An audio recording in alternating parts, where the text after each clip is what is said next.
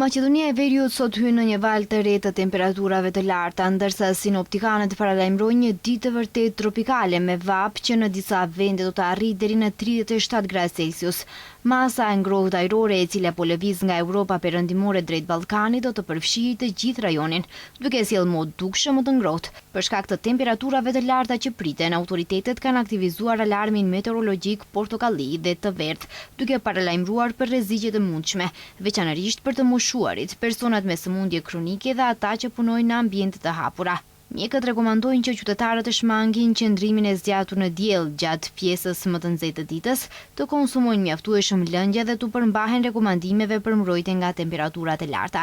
Vala e jashtëzakonshme të nxehtë që ka përfshirë Evropën prej disa ditësh po zhvendoset drejt lindjes së kontinentit.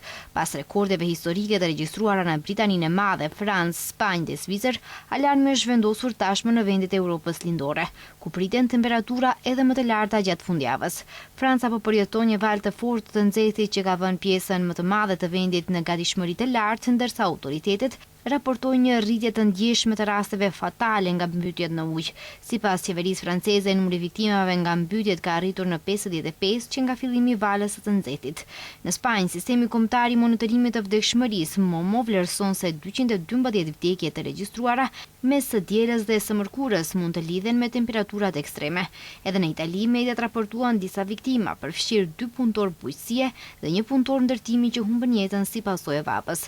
Edhe Gjermania po përballet me kulmin e një vale të nxehtit, ndërsa meteorologët për sot parashikojnë temperatura deri në 39 gradë Celsius, ndërsa gjatë fundjavës në disa pjesë të vendit ato mund të kalojnë 41 gradë.